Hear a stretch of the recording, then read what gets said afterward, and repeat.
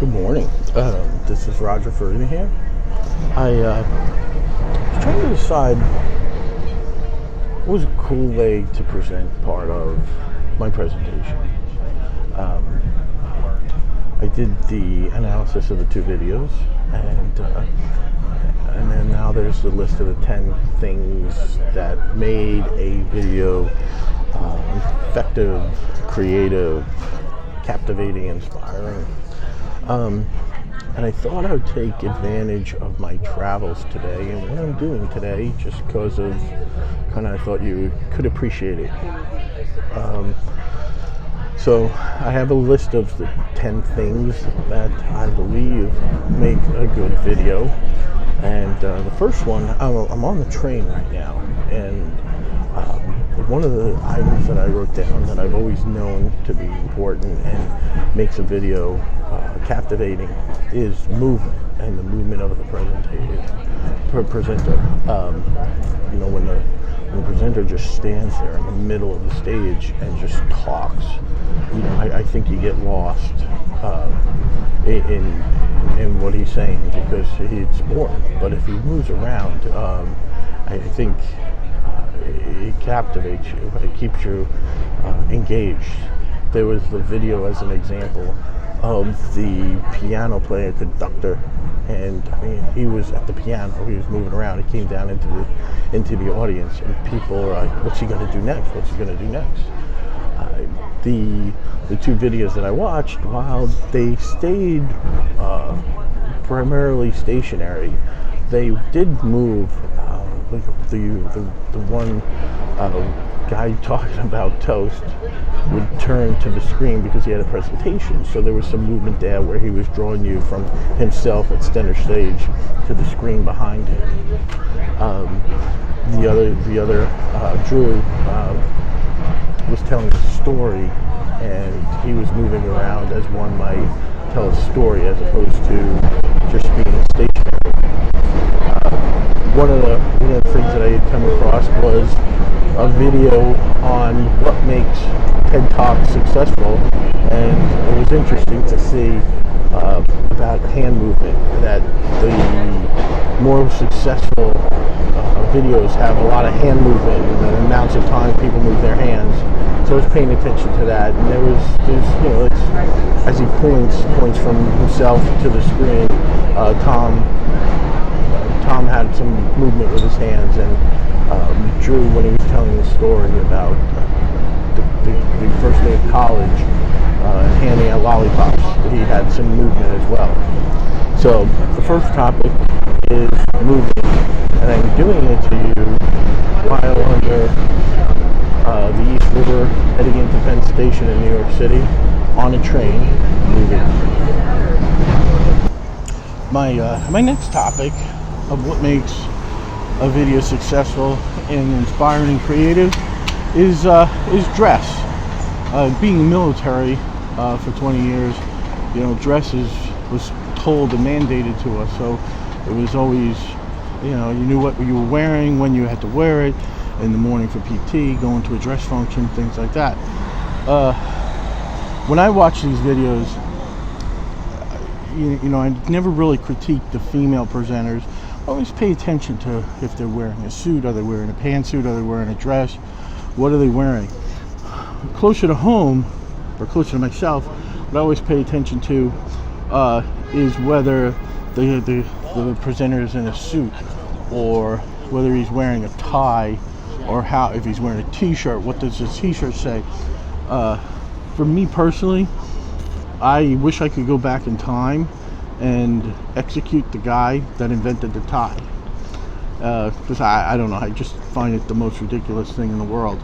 But what ends up happening a lot of times, in both of my male presenters, neither one was wearing a tie, even though it's it's etiquette, but both of them were probably considered wearing business casual. The one guy was wearing a sports jacket but without the tie. What's really funny, as I stand here in front of Macy's in New York City, it was just inspiring to talk about dress as a concept in these videos. as I am in costume, I'm acting as Louis De Palma. You know, one of the significant things that Louis wore was a tie, and it's one of the things that I always pay attention to in these videos, like I said. And you know, Louis always wore a tie, but he always wore it loose, and so that's my connection with dress and the TED Talk videos. Nobody protests Comic-Con. It's a catchphrase. Did that catch your attention? One thing in both videos is they both asked a question or they made a statement. Drew said, how many of you are comfortable as leaders? And Tom said, some years ago, when Tom says some years ago, you want to hear what happened some years ago.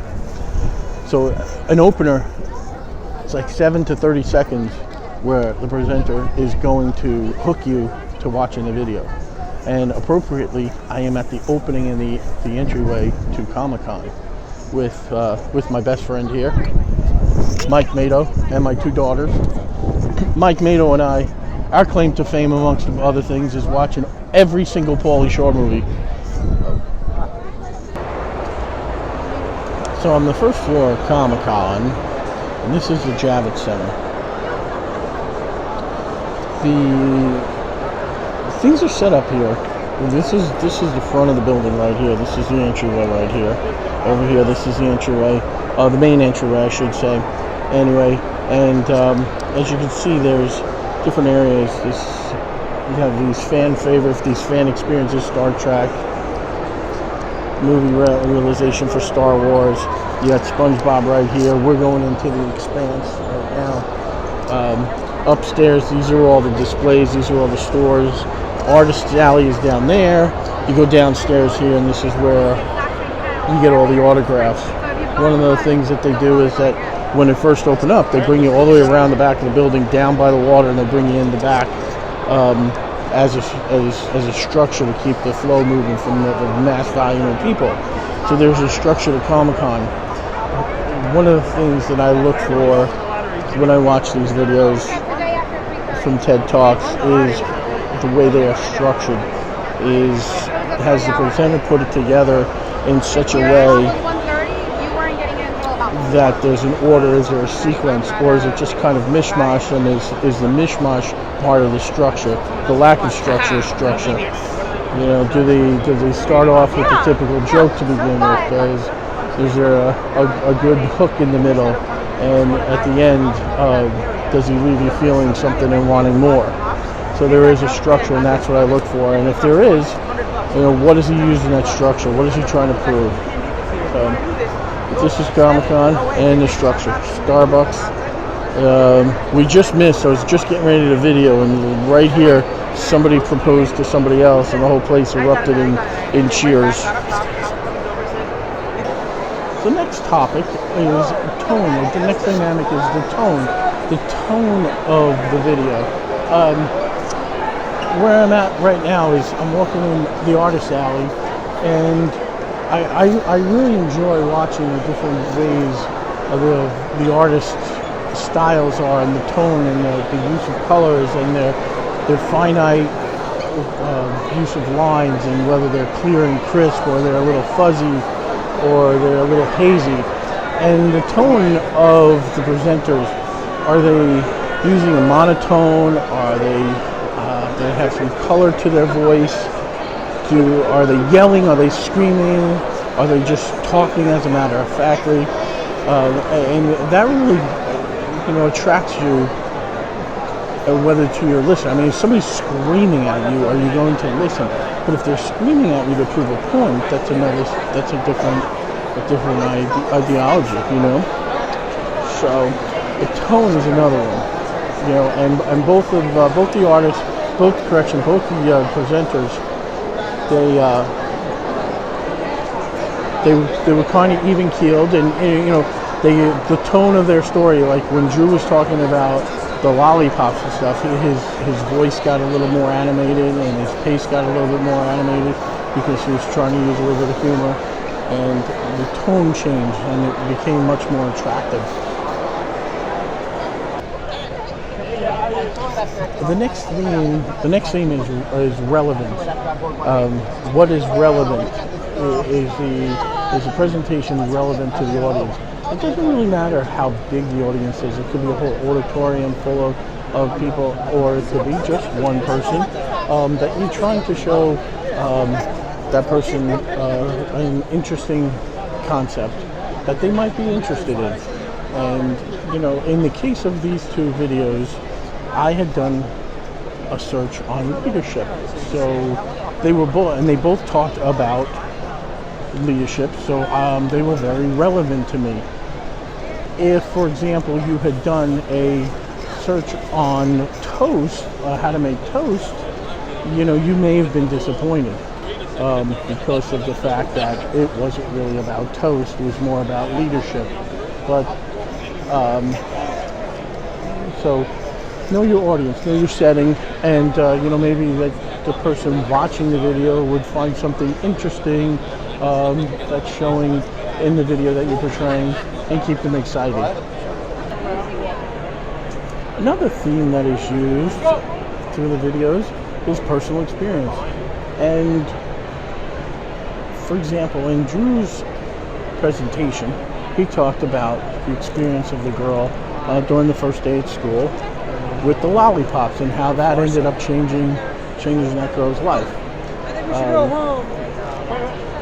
Tom used the concept of the slides and the drawings and the cartoons of trying to prove a technical kind of flow of events of how to try to accomplish a certain tasking. In this case, how do you make toast? And how that led to the relevancy of how you lead people and create tasks further on. For me, this is a personal experience that I'm sharing with my audience, and here at Comic-Con, and kind of using the Comic-Con as the backdrop for the themes that I choose. We talked about tone and presentation and movement. One of the things that I've also found that I like watching for when I watch these videos is the person actually smiling? Is he having a good time? And if the person is smiling, if this person is smiling, it shows that they're really connected with the material and that they really appreciate the material. I was trying to walk by the baby who was crying.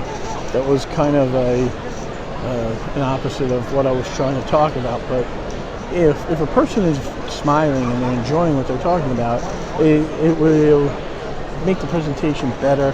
And you use the audience as a member. I would much rather see somebody that's smiling than somebody that's up there like me. As for me right now, it's been a long day. Feet hurt, people are bumping into us, and wish I was smiling more, but trying to navigate and get through the traffic jams that are like this, bumping into people hitting you with their hammers and their guns and their swords.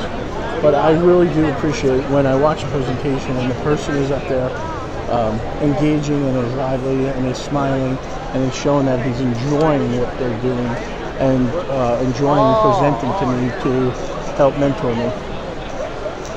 Another theme is the use of humor. Sometimes when you taught to give a presentation, they always tell you, well, start off with a joke. A rabbi, a priest, and walked into a bar. That type of thing. That's how you hook your audience. But I don't necessarily believe that. I think using humor as a theme throughout the presentation in order to hook your audience and keep them involved in what you're talking about, I think that's better. In this case, Drew came out of the building wearing a funny hat, and he was handing out lollipops, and I think that lightened the mood where the girl was able to make a connection with him. The whole thing with Tom's toast, just the use of toast to try to relay a message of leadership, that into itself is kind of quite comical, So that's the theme there. The last and final theme is a call to action. How does the presenter roll up and surmise his presentation? What does he do? How does he do it? Does he call to action? Is there a call to action? Are you supposed to do something? Are you supposed to gain something out of it?